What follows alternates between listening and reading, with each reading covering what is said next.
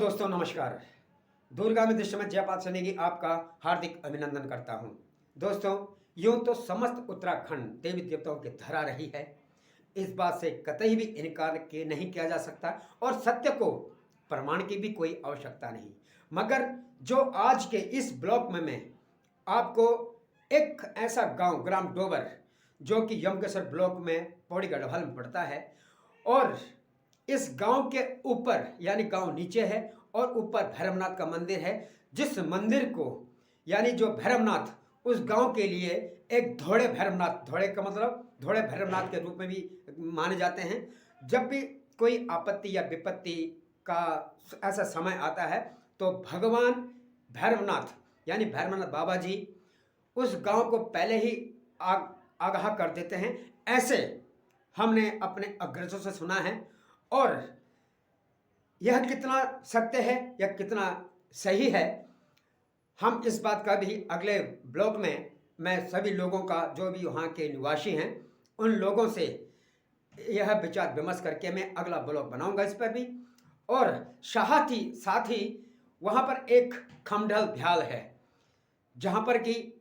जो छोटा सा एक पर्वत है जहाँ पर कि परियों का निवास हुआ करता था और उस स्थान पर आज भी परियों का जो साक्ष्य मिले हैं वो हमारे अग्रजों से ये पता चला कि कभी कभी वहाँ पर ऐसी साड़ियों भी देखने को मिलती हैं, यानी जो साड़ियाँ होती हैं जैसे धोकर किसी ने बिछा दी होंगी तो ऐसे देखने को मिलती हैं कभी कभी। वो कब मिलती हैं यह भी मैं अगले वीडियो में आपको अपने ब्लॉग में आपको बताऊंगा। मगर जहाँ तक भगवान भैरवनाथ मंदिर का प्रश्न है तो यहाँ के लोग बड़े ही उत्साह से उनकी पूजा आराधना और हर 12 साल में एक अपने सांस्कृतिक यानी कि अपने संस्कृति और सभ्यता और बड़े ही उत्साह के साथ ढोल डमों आदि के साथ पूजा अर्चना के साथ और बाद उनको पूजते हैं और पूजने के बाद जो भी वहाँ के वासी हैं प्रसाद ग्रहण कर अपने इष्ट देव को खुश करने का प्रयास भी करते हैं। भैरव बाबा इस गांव के लिए ही नहीं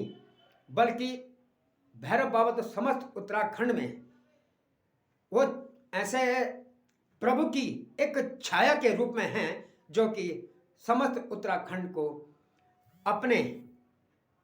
वरदान से सबको फलीभूत करने का प्रयास करते हैं।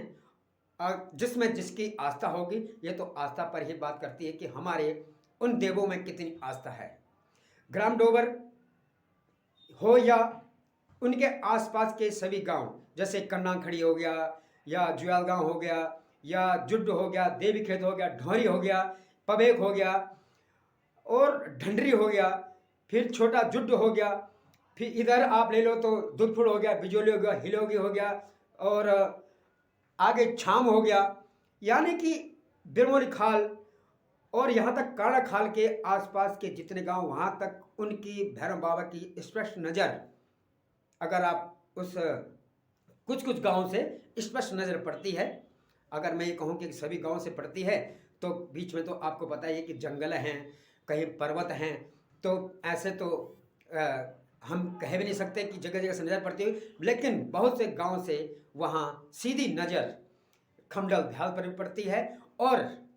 भैरव बाबा मंदिर भी पड़ती है जिनकी, और जहाँ नज़र भी ना पड़े वहाँ तब भी उनकी छत्र छाया के रूप में यानी भगवान भैरवनाथ की छत्र छाया के रूप में वह गांव फलीभूत हैं, रहते हैं। तभी आज चाहे वो गांव में हो या मैदानी हिस्सों में हो, उनकी दया दृष्टि और कृपा से वो हर कोई व्यक्ति अपना एक ऐसा स्थान बनाने में कामयाब है जो उसे उज्जवल भविष्य की ओर आकर्षित करते हैं।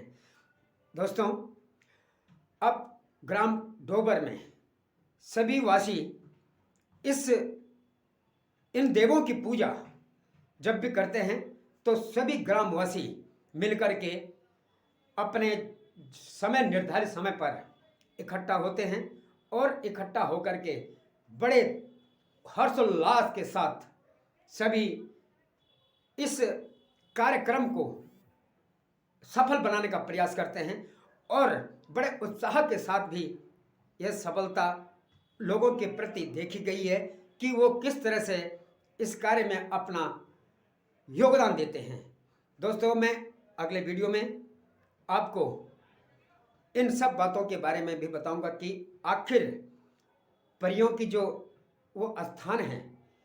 वह कब से और कैसे कितने समय तक रहा, क्या आज भी मौजूद हैं,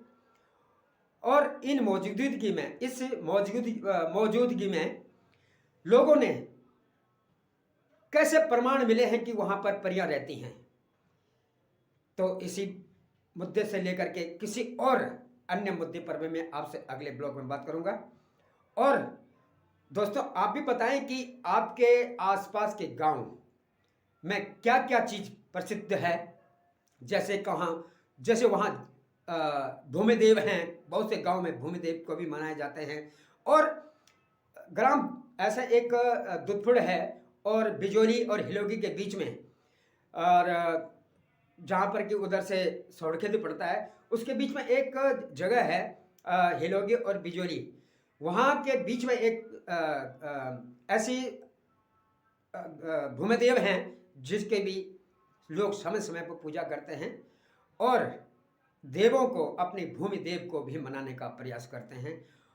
मुझे लगता है कि आपको भी अपने क्षेत्र के समस्त